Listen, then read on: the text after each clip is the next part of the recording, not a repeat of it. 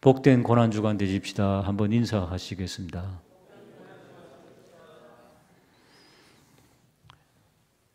잘못된 신앙을 가진 분들은 특별히 로마 캐톨릭, 예수님의 육신의 고난에 집중하는 경향이 있습니다. 몇 년 전에 그 예수님의 고난에 대해서 굉장히 아주 리얼하게 보여주는 영화 나온 적 있죠. 패션 오브 크라이스트입니까? 예수님의 고난에 집중하는, 그게 아주 로마 캐톨릭적인 그런 관점에서 본 예수님의 고난입니다. 예수님의 육신의 고난은 우리가 함께 할 수 없습니다. 얼마나 아팠을까? 그건 우리의 그냥 생각 속에 있는 겁니다. 예수님의 고난에 동참한다는 것은 예수님의 행적을 살피시고, 그리고 예수님께서 어떻게 우리에게 교훈해 주셨고 무엇을 보여주셨는가, 그리고 우리는 하나님의 나라를 위해서 어떻게 살아갈 것인가, 이게 바로 십자가의 삶, 이번 주의 주제인데, 이게 십자가의 삶이고 주님의 가르침을 그대로 한 번 더 묵상해보고, 그리고 그 고난을 오늘 기도하신 대로 실천해보는 것, 이것이 바로 고난주간의 참 의미가 아닐까, 그렇게 생각을 합니다. 첫 번째 17절에 보시면은 어제 우리 이어서 말씀이 전거되는데, 예수님께서 예루살렘 성전 안에 들어가시니 성전이 난장판입니다. 성전의 기능을 하지 못했다는 것입니다. 그래서 주님께서 17절에 내 집은 만민이 기도하는 집이다. 그 집을 강도의 소굴로 만들지 말라. 그렇게 말씀하셨습니다. 자, 하나 여쭤보겠습니다. 이 내 집은 성전이죠. 그러면 지금 이 예배당은 그때 그 성전과 같을까요? 다를까요? 지금 말씀하는 성전은 구약의 성전이죠. 지금 우리가 모이는 이 예배당은 신약의 예배당이죠. 성전이라고도 표현을 합니다. 다를까요? 같을까요?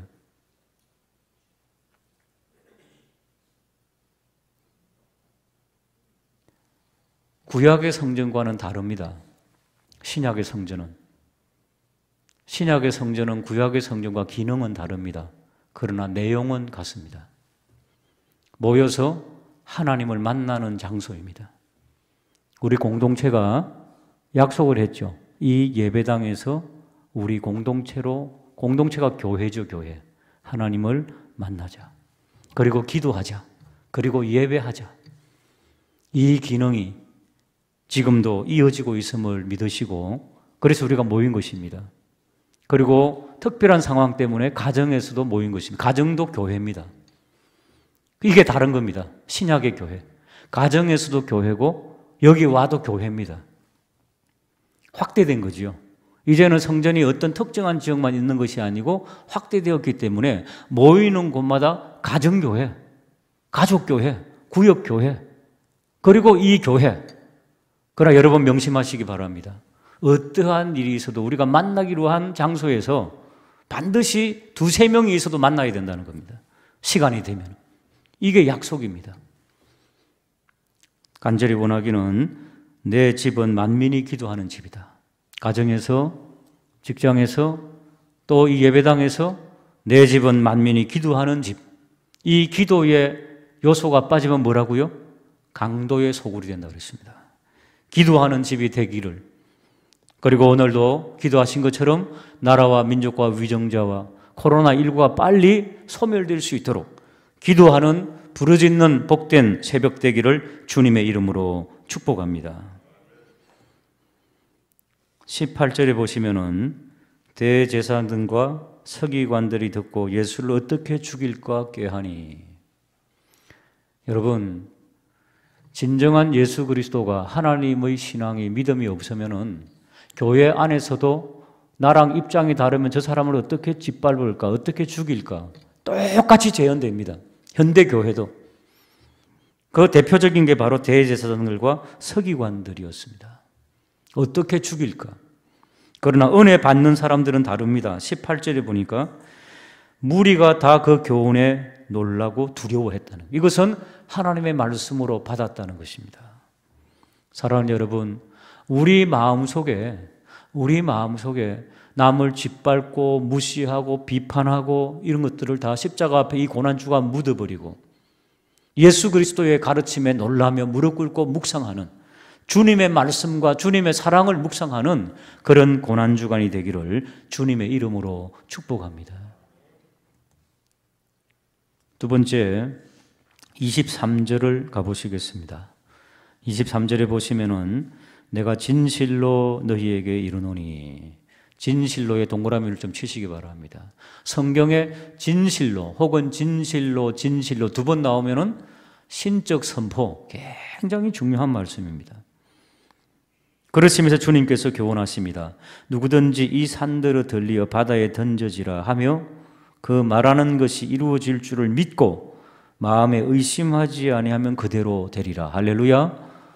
이 말씀 붙잡고 기도하는 또한 복된 한 주가 되기를 주님의 이름으로 축복합니다. 그렇습니다, 여러분. 이 산들어 던져져라. 아마 저를 포함해서 신앙이 어렸을 때, 믿음이 어렸을 때는 이 말씀을 붙잡고 앞산아 던져져라 그런 적 있습니까? 없습니까? 실제로 있어요, 저도. 그리고 이 말씀을 의심했습니다. 항상 성경을 읽을 때는 예수님께서 어떤 의도로 말씀하셨는지, 어떤 환경과 문맥이 있는지를 늘 생각해야 됩니다. 성경에 보면 산이 옮겨지는 경우가 있습니다. 계시록에 보면 그런 경우가 나오죠. 종말에 그런 경우가 있죠. 그래서 막 산이 막 떠나가고 바다가 막 뒤엎어지고 하는 종말의 현상, 종말, 말세, 그때 일어나는 거죠. 그래서 F.F. 브루스라고 하는 학자는 종말을 위해서 기도해라 이 말을 했다는 것이요. 이 말씀은 종말이 뭡니까? 사람들이 멸망당하는 때, 아우성 치는 때, 지금처럼 코로나19 때문에 아우성 치는 때, 예배당에 모이는 것도 눈치 봐야 하는 때, 감시당해야 하는 때, 그런 때, 이런 어지러운 순간순간들이 많죠, 종말에는. 이럴 때 그리스도인들이 마음과 중심을 바로잡게 해달라고 기도하는, 그렇게 기도하라는 겁니다. 의심하지 말고. 그러면 하나님께서 그때를 앞당겨 주심을 믿으시기를 주님의 이름으로 축복합니다. 세 번째, 24절에 보시면은 그러므로 내가 너희에게 말하노니 무엇이든지 기도하고 구하는 것은 받은 줄로 믿으라. 그렇게 말씀하셨죠. 여기 바로 위에하고 아래하고 연결되는 말씀입니다.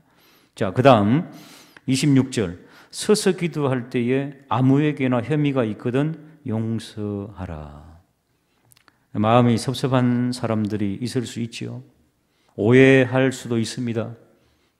그리고 곡해할 수도 있습니다. 예수님께서는요, 여기서 판단하시는 것이 내가 옳고 네가 잘못됐다. 여기서 선악을 구분하는 게 아닙니다. 이때는. 기도하는 자는 하나님 앞에 나아갈 때 그 사람에게 내가 오해를 줬다, 잘못된 생각과 곡해가 하게 했다, 동기가 되었다. 나는 진실한데, 나는 그런 의도로 한 거 아닌데, 이럴 수 있죠. 우리가 이야기하다가도, 행동을 하다가도. 하다못해 제가 있잖아요. 이 성도들하고 악수하면서 눈을 보는데 목사님은 왜 나를 째려봤나? 나만 미워하지? 이러더라니까요. 내가 왜 째려봅니까? 바쁜데. 그죠? 그런데도 제가 전화를 드려요. 제가 잘못했습니다. 한 두어 달 전에도 한 성도님이 자기를 어마어마하게 막 질책하고 막 구박했다 그러더라고요. 길에서 만나가지고. 그래갖고 막 전도사님한테 교육자들에게 전화해갖고 얼마나 우리 교육자들을 괴롭히는지. 근데 제가 우연히 또 길에서 만났어요. 그래서 그분을 붙잡고 미안하다고, 제가 그때 너무 심하게 질책하고 막 뭐라 그랬죠. 너무 제가 그때 생각이 없었다고, 딴 생각하다가 그런 것 같다고, 나 용서해 줄 수 있냐 그러니까 아이고 이제 다 잊어버렸는데요 이러더라고요. 또 그러니까 우연찮게 하나님께서 그렇게 해주셔갖고, 그러면 어떻게 된다? 사이가 더 좋아지는 것 같아요. 속으로 좀 억울하더라고요. 아니, 내가 뭐 했다고 이제 이래 되는데, 그러면은 해결이 없어요, 여러분. 해결할 일이 없어요. 계속해서 가는 거지, 끝까지. 사랑하는 여러분, 우리가 있지요 하는 여러 가지 행동과 말을 통해서 나는 순수하게 했어요. 나는 아무 사랑하는 마음으로 했습니다. 근데 받는 사람들은요, 바위 덩어리로 한 대 만질 수 있다는 것을 우리가 인정하시고 서로. 그러면 또 그 사람에게 또 그렇게 또 이야기하면 그 사람도 또 놀라갖고 또 혐의가 있잖아요. 그러니까 서로 어떻게 해야 된다? 화해해야 된다는 것입니다. 마음을 그냥 터놓고 아사하게 그냥 나누어야 된다는 것입니다. 용서를 서로 구해야 된다는 것입니다. 용서는 혼자 하는 게 아닙니다. 서로 하는 겁니다, 여러분. 그래야 하늘에 계신 너희 아버지께서도 너희 허물을 용서해 주실 것이라는 것입니다. 내 혼자 의롭다고, 내 혼자 잘났다고 뭐 할 분들이 어디 있겠습니까? 사랑하는 여러분, 그러나 한 주 고난에 동참한다는 것은 이거라는 겁니다. 너희들 기도할 때 강도의 소굴로 만들지 말고 너희 가정과 교회를, 예배당을, 종말에 어지러운 일들이 있을 때 그것들을 위해서 기도하고. 그러니까 지금 종말이잖아요, 지금도. 예? 지금 종말에 어지러운 일이 일어나고 있죠. 막 산이 엎어지는 것처럼 많이 열방이 지금 엎어지고 있잖아요, 코로나19 때문에. 그러니까 뭐 기도해야 되겠습니까? 이거 위해 기도해야 된다는 거예요. 하나님 속히 묶어달라고. 전 세계로 퍼져 있으니까. 그리고 또 적게는 나 자신 스스로가 또 이렇게 혐의가 있느냐, 혹시 또 제가 하는 행동과 말을 통해서 또 혐의가 있고, 목사님은 나를 왜 또 저렇게 무참하게 그러면 문자나 전화 주세요. 제가 잘못했다 그럴게요. 예. 그렇게 해서 서로 같이 어떻게 해요? 서로 용서하라. 이게 뭐다? 기도하는 자의 모습이라는 겁니다. 예수님의 고난에 동참하는 것이라는 겁니다. 이거 고난주간에 주신 말씀입니다. 그렇지 않으면은 오늘 이 구조는 앙코 구조로 되어 있는데요. 20절 보시기 바랍니다. 20절에 보시면은 무화과 나무가 뿌리째 마른 것을 보시죠. 무화과 나무, 무성했던 무화과 나무가 말랐습니다. 21절 그렇게 말하죠. 예수님께서 들어오시기 전에 무화과 나무를 보고 저주하신 적이 있는 거 아시죠? 그 무화과 나무입니다. 뿌리째 말랐다는 겁니다. 이거 굉장히 고도의 상징을 우리에게 보여주고 있는 거죠. 너희들이 아무리 주님을 사랑하고 하나님을 믿는다고 주장하지만은 이런 모습, 만민이 기도하는 자의 모습, 종말을 위해서 기도하는 모습, 형제와 자매를 서로 용서하지 못하는 모습, 이 모습은 저 무화과 나무와 같다는 겁니다. 뿌리째 말라버릴 것이라는 것입니다. 이번 한 주 오늘 월요일 하루를 출발했습니다. 내 마음에 걸리는 분들이 있으면 용서를 구하고 서로 같이 위해서 기도하고 사랑하고 그런 것을 서로 소통하고, 얼마나 요즘 하기 좋습니까? 문자 보내도 되고요.